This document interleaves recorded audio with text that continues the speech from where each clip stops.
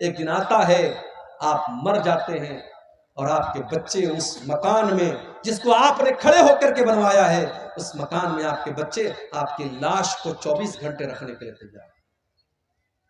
انسان مر گیا، 24 گھنٹے کوئی ڈیڈ باڈی کو رکھنے کے لیے تیار۔ بیوی کو بہت محبت ہے شوہر سے، بیوی کی آنکھوں میں آنسو بہ رہے ہیں، بیٹے رو رہے ہیں، مگر بیٹا ایک بار بھی نہیں کہتا میرے ابا جان کو میرے پاس رہنے دو۔ سب لوگوں کو فکر ہے جلدی سے قبر تیار ہو جائے، جلدی سے جنازہ پڑھی جائے، ابا کو دفن کر دیا جائے، کوئی مردے کو رکھنے کو تیار نہیں ہے۔ او لوگوں، تمہاری ویلو ختم ہو گئی، تمہاری حقیقت ختم ہو گئی، موت کے آتے ہی تمہاری اوقات تم کو پتا چل گئی۔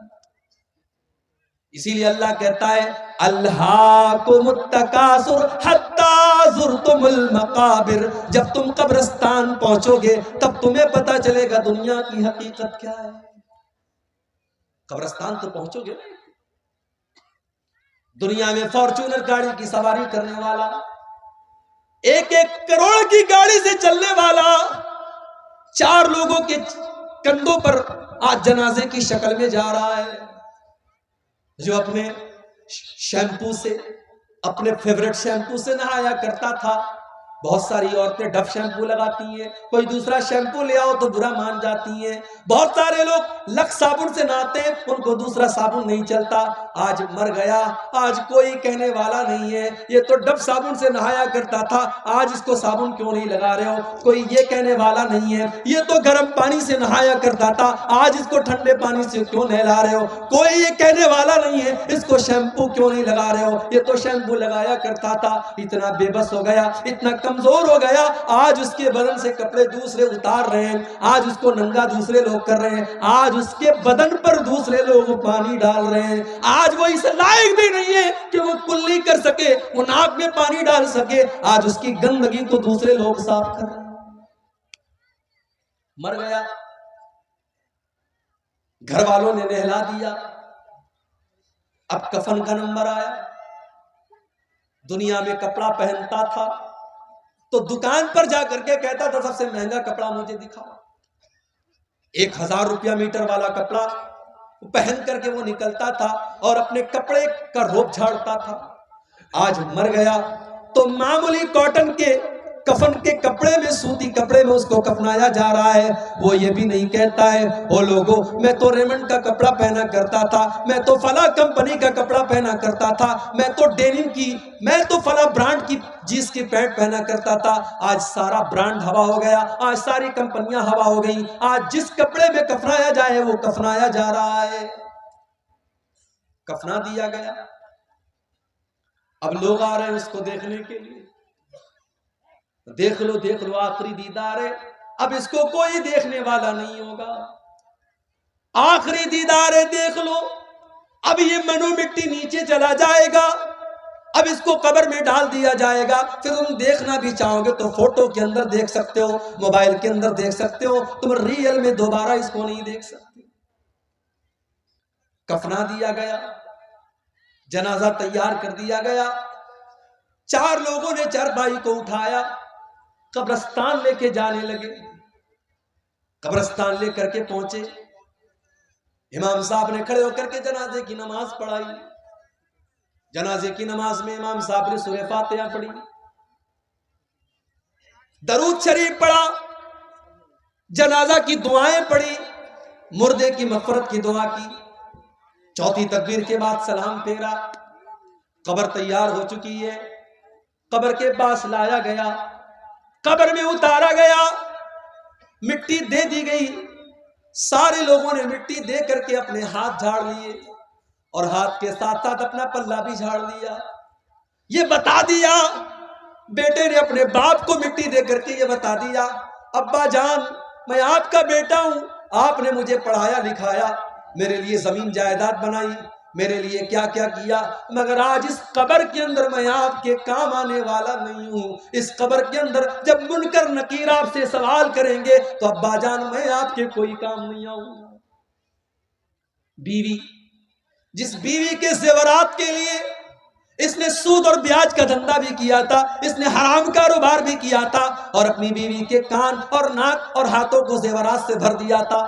آج وہ بیوی بیٹھ کر کے رو رہی ہے اور ایک بار بھی اپنے شوہر سے یہ نہیں کہہ رہی ہے کہ میں آپ کی قبر میں آپ کی مدد کرنے آؤں گی۔ وہ آنسو تو بہا رہی ہے مگر آپ کی قبر میں آپ کے کوئی کام نہیں آ رہی ہے۔ وہ لوگوں، اگر انسان صرف اپنی موت کے اوپر غور کرے، اسے سمجھ میں آ جائے گا یہ دنیا کتنی بے وفا ہے۔ وَمَا الْحَيَاةُ الدُّنْيَا إِلَّا مَتَاعُ الْغُرُورِ، یہ دنیا تو بے وفا ہے، یہ دنیا تو دھوکے کا سامان ہے۔ اس دنیا کو کوئی مطلب نہیں کہ آپ کی آرزو کیا تھی، آپ کے سپنے کیا تھے۔ آج کل تو جوان موتیں ہو رہی ہیں۔ پہلے یہ تھا کہ صاحب آدمی 60 سال کا ہوا، 70 سال کا ہوا تب موت ہوتی تھی۔ اب تو موت تو ہمیشہ اپنے ٹائم پر ہی آتی ہے۔ ہم کو لگتا ہے کہ 60 سال میں آدمی مر گیا، 50 سال کی عمر میں آدمی مر گیا، موت تو اپنے ٹائم پر آئی۔ اس وقت جوان موتیں بہت ہو رہی ہیں۔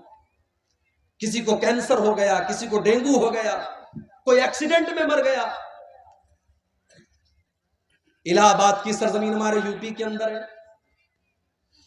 ڈاکٹر محسن نام کا ایک نوجوان لڑکا، ہٹا کٹا خوبصورت لڑکا، 1 سال پہلے مجھے جلسے میں ملتا ہے، میں منع کرتا ہوں پھر بھی میرے ساتھ سیلفی لیتا ہے، اپنا موبائل نمبر مجھے دیتا ہے، مجھ سے کانٹیکٹ میں رہتا ہے، قوم کی خدمت کرنے کا جذبہ بھی اس کے اندر ہے۔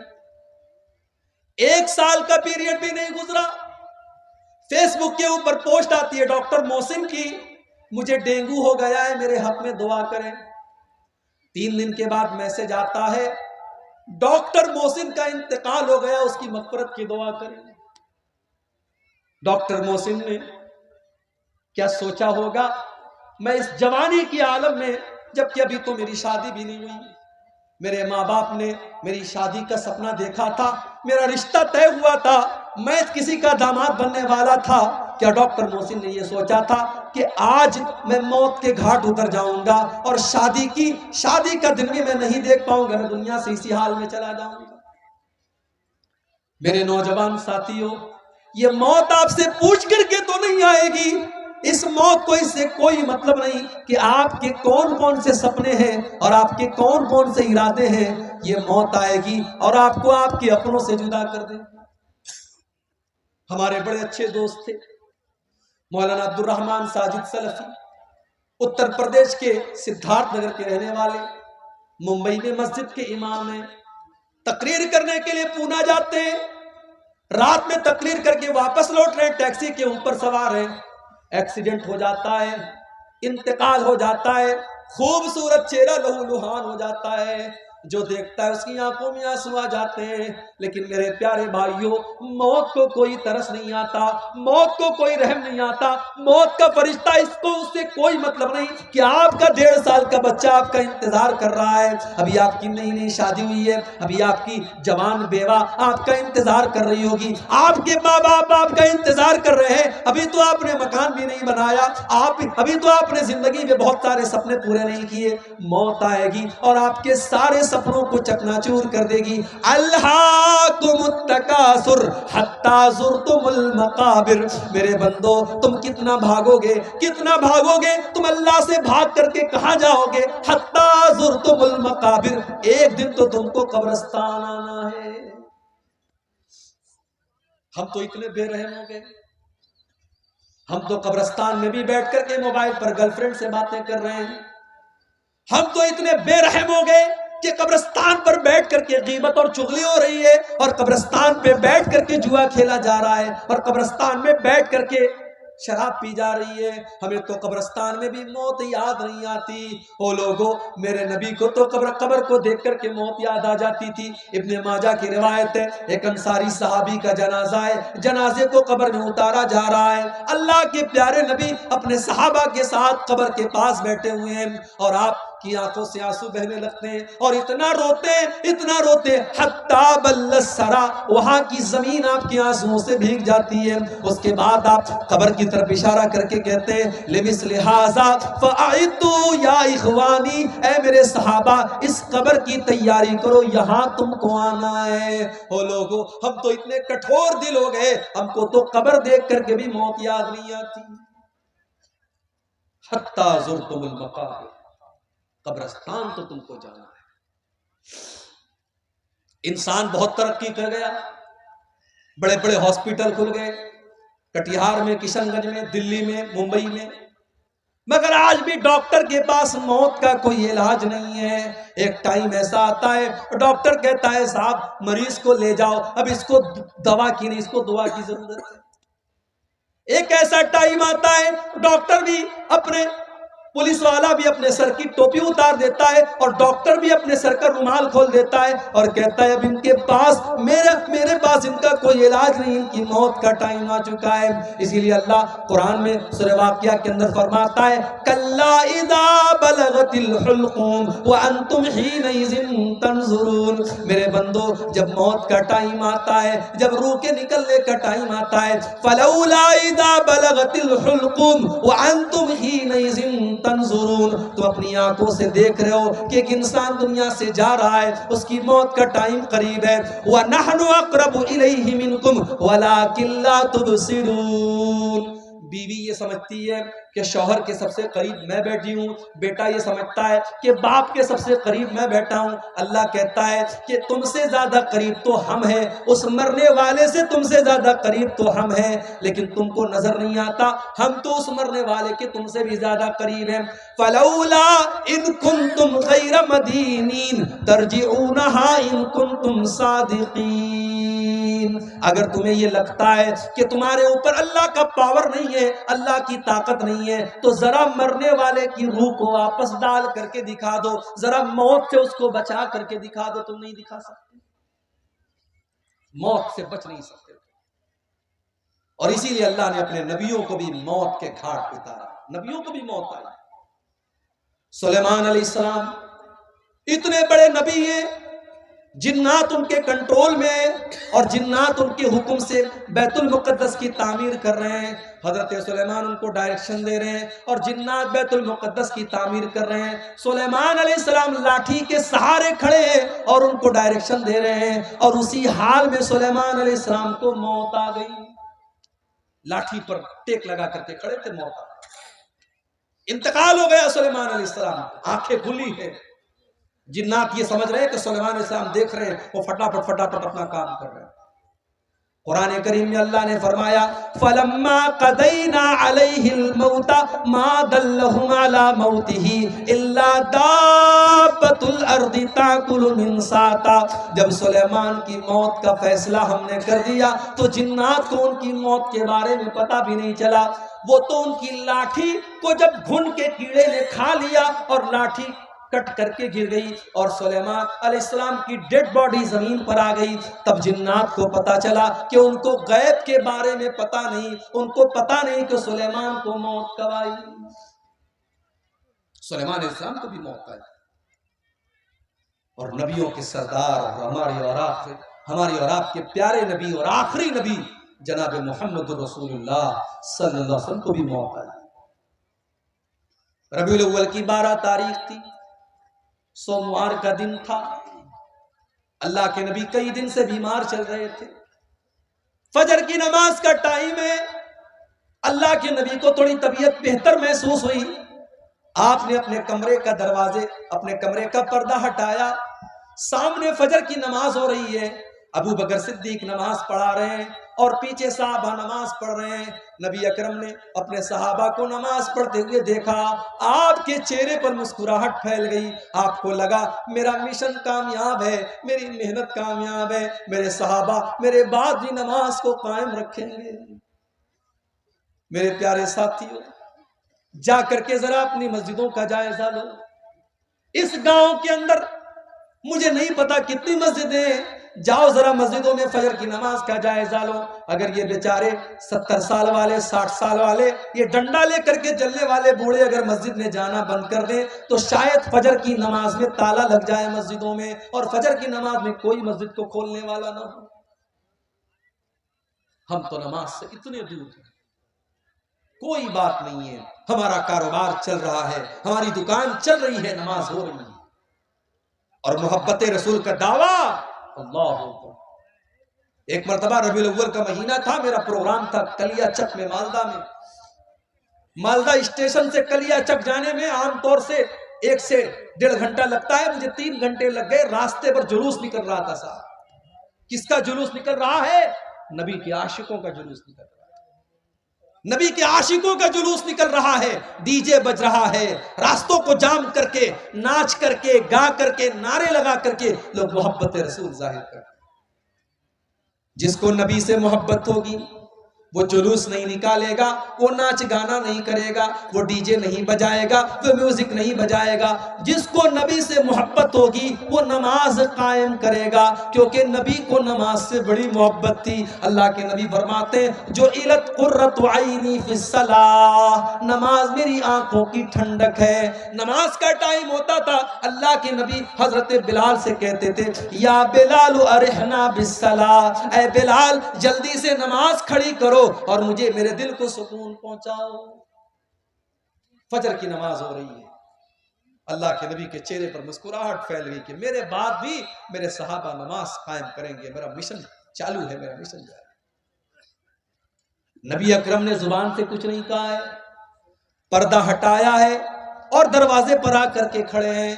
صحابہ کو اپنے نبی سے اتنا پیار تھا، انہوں نے محسوس کر لیا، ان کو اپنے نبی کی خوشبو محسوس ہو گئی، ان کو پتا چل گیا کہ اللہ کے نبی اپنے دروازے پر آئے ہیں. صحابہ نے نماز کی حالت میں ابو بکر صدیق کو اشارہ کرنا شروع کیا کہ اللہ کے نبی آ چکے ہیں، اب تم پیچھے آ جاؤ، اللہ کے نبی نماز پڑھائیں گے. حضرت ابو بکر نے پیچھے ہٹنے کا ارادہ بھی کیا، لیکن اللہ کے نبی نے اشارہ کیا کہ نہیں تم نماز پڑھاتے رہو، اور اللہ کے نبی نے دوبارہ پردہ گرا دیا. اور صحابہ کہتے ہیں یہ آخری نظر تھی جو اللہ کے نبی نے صحابہ پر ڈالی تھی. فجر کا وقت تھا، پھر سورج نکلا، دن چڑھنے لگا، چاشت کا وقت آنے لگا، اور جیسے جیسے دن چڑھ رہا ہے محمد رسول اللہ کی تکلیف میں اضافہ ہو. اما عائشہ فرماتی ہیں اسی سوموار کے دن میرے بھائی عبد الرحمن آئے، وہ مسواک کر رہے تھے، اللہ کے نبی کی نظر پڑ گئی، آپ نے اشارہ کیا کہ میں بھی مسواک کرنا چاہتا ہوں. اما عائشہ نے اپنے بھائی سے مسواک کو لیا اور مسواک کو اپنے دانتوں سے نرم کیا تاکہ اللہ کے پیارے نبی کو مسواک کرنے میں تکلیف نہ ہو. بیوی وہ ہوتی ہے جس کو شوہر کی تکلیف کا اتنا احساس، شوہر بیمار ہے تو اما عائشہ نے مسواک کو نرم کیا تاکہ میرے نبی کو، میرے شوہر کو تکلیف نہ ہو، آسانی سے مسواک کر سکے. اور اما عائشہ فرماتی ہیں یہ میرے لیے فخر کی بات تھی کہ اللہ کے نبی کے آخری ٹائم میں میرا لعاب اللہ کے نبی کے لعاب کے ساتھ مل گیا. میں نے مسواک کو نرم کیا اور اللہ کے نبی کو دیا، اور آپ نے اسی مسواک سے اپنے دانتوں کو صاف کیا. اسی لیے علماء کہتے ہیں اگر کسی کو یہ احساس ہو کہ میرا آخری ٹائم ہے تو آخری ٹائم میں مسواک کرنا چاہیے. یہ بھی اللہ کے رسول کی سنت. مسواک کیا آپ نے، بے چینی بڑھنے لگی. آپ کے بغل میں ایک پیالے میں پانی رکھا ہوا تھا، آپ بار بار اپنے ہاتھ میں پانی لیتے، اپنے چہرے پر چھڑک لیتے اور کہتے اللہم اعنی علی سکرات الموت، اے اللہ تو موت کی سختیوں پر میری مدد فرما، اے اللہ سکرات الموت پر تو میری مدد فرما. اما عائشہ فرماتی ہیں کہ پہلے میں موت کی سختی کو بہت غلط سمجھتی تھی، مگر جب اپنے نبی کے اوپر میں نے موت کی سختی کو دیکھا تب میں نے موت کی سختی کو غلط سمجھنا بند کر دیا.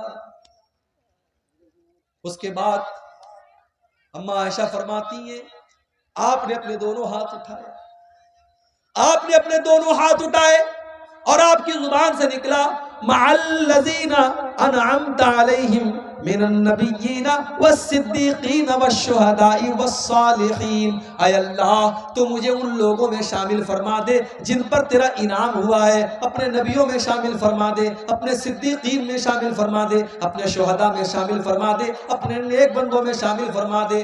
اللہم الحقنی بالرفیق الاعلی. آپ نے فرمایا اے اللہ تو اپنے بہترین بندوں میں مجھ کو شامل فرما دے. اتنا کہتے ہوئے اللہ کے نبی نے ہاتھ اٹھایا اور پھر دھیرے دھیرے آپ کا ہاتھ زمین پر آ گیا اور آپ کی روح آپ کے بدن سے نکل گئی اور آپ اس دار فانی کو چھوڑ کر چلے گئے.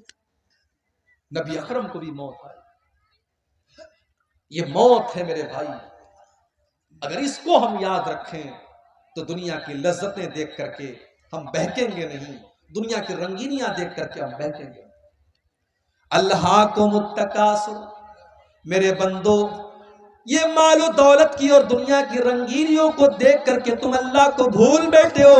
حتی زرتم المقابر، مگر ایک دن آئے گا جب تم قبرستان جاؤ گے، جب تمہاری موت ہو جائے گی تم قبرستان پہنچو گے. کلا سوف تعلمون، اس کے بعد تمہیں ضرور پتا چل جائے گا کہ اللہ کا وعدہ کتنا سچا تھا. ثم کلا سوف تعلمون، تمہیں ضرور پتا چل جائے گا کہ اللہ کا وعدہ سچا تھا. بندے کو قبر میں دفنایا گیا. اللہ کے نبی فرماتے ہیں دفنا کر کے جب واپس جانے لگتے ہیں تو مردے کو فوراً دوبارہ اس کی روح کو لوٹایا جاتا ہے، دوبارہ اس کے اندر زندگی ڈالی جاتی ہے، اور وہ دفنا کر کے جانے والوں کے جوتوں کی آواز کو بھی سنتا ہے. اور دو فرشتے اس کے پاس آتے ہیں، ایک کا نام منکر ہے، ایک کا نام نکیر ہے. یہ دونوں فرشتے اس کو بٹھاتے ہیں. ایک سوال پیدا ہوا، بھئی مسلمان اپنے مردوں کو قبر میں دفناتا ہے، مگر ہمارے ہندو بھائیوں کیا تو جلا دیا جاتا ہے، ان کو قبر میں عذاب کیسے ہوگا؟ پارسی لوگوں کے یہاں تو لاش میں مسالہ لگا کر کے چلکموں کو کھلا دیا جاتا ہے، ان کے یہاں کیسے حساب و کتاب ہوگا؟ کوئی پانی میں سفر کر رہا تھا، ڈوب کر کے مر گیا، مچھلیوں نے اس کو کھا لیا، اس کا قبر میں حساب و کتاب کیسے ہوگا؟ کوئی فلائٹ میں سفر کر رہا تھا اور فلائٹ میں حادثہ ہو گیا اور فلائٹ میں جتنے لوگ تھے سب مر گئے، چتلے اڑ گئے، ان کا حساب و کتاب کیسے ہوگا قبر کے اندر؟ تو یہ بات یاد رکھیے، ان اللہ علی کل شیء قدیر. یہ سوال ہمارے لیے پیدا ہوتا ہے کہ ہمارے لیے یہ کام سمبھو ہے کہ نہیں ہے، ممکن ہے کہ نہیں ہے، پاسبل ہے کہ نہیں ہے. اللہ کے لیے سب کچھ پاسبل ہے. اللہ جس حال میں چاہے گا اور جہاں چاہے گا وہاں قبر کا جو معاملہ ہوگا وہ ہوگا. مسلمان کے مردوں کو قبر کے اندر عذاب اور ثواب جو ہوگا وہ ملے گا. غیر مسلم جن کو جلا دیا جاتا ان کا بھی حساب و کتاب ہوگا، پارسیوں کا بھی حساب و کتاب ہوگا، فلائٹ کے اندر جلنے والوں کا بھی قبر کا معاملہ ہوگا. اب ان کا کیسے معاملہ ہوگا اس کی حقیقت ہم نہیں جانتے، لیکن ہوگا، ہمارا اس کے اوپر ایمان ہے. ہماری عقل میں آئے نہ آئے، ہماری لاجک میں آئے نہ آئے، لیکن ہمیں ماننا ہے، ہمیں ایمان رکھنا ہے. اس لیے کہ اللہ نے اپنے مومن بندوں کی یہ پہچان بتائی، الذین یؤمنون بالغیب، کہ وہ غیب کے اوپر ایمان رکھتے ہیں اور بغیر دیکھے ایمان رکھتے ہیں. دو فرشتے آئے، منکر نکیر، انہوں نے بٹھایا آپ کو. انہوں نے 3 سوال پوچھا. من ربک، تمہارا رب کون؟ ماں دینوں کا، تمہارا دین کیا؟ من نبیوں کا، تمہارے نبی کون؟ تمہارا رب کون، تمہارے نبی کون، تمہارا دین کیا؟ یہی 3 سوال ہوگا بس، چوتھا کوئی سوال نہیں. کتنی پراپرٹی بنا کے آئے سوال نہیں، کتنا پڑھ لکھ کر کے آئے یہ بھی سوال نہیں، کتنا دھن دولت کمایا یہ بھی سوال نہیں. سوال 3 ہوگا، تیرا رب کون، تیرا دین کیا، اور تیرے نبی کون. اب ذرا دل پر ہاتھ رکھ کے بتانا میرے بھائی، ان 3 سوالوں کا جواب آپ کو کہاں ملے گا؟ اسکول میں تو نہیں ملے گا، کالج میں تو نہیں ملے گا، سائنس میں نہیں ملے گا، میتھ میں نہیں ملے گا، ہسٹری میں نہیں ملے گا، انگلش کی کتابوں میں نہیں ملے گا. ان 3 سوالوں کا جواب رب کے قرآن میں ملے گا اور مصطفیٰ کے فرمان میں ملے گا. آپ آج بچوں کو مدرسے نہیں بھیجتے، مجھے اعتراض نہیں، آپ اسکول بھیجو، مجھے کوئی اعتراض نہیں، مگر آپ اپنے بچے کو اس لائق بناؤ، اپنی بیٹی کو اس لائق بناؤ کہ آپ کا بچہ اور بچی اسکول میں پڑھ کر بھی ان 3 سوالوں کا صحیح جواب دے دے. اسے پتا ہو کہ اس کا رب کون ہے، اسے پتا ہو اس کا اسلام، اس کا دین کیا ہے، اور اس کو پتا ہو کہ اس کے نبی کون.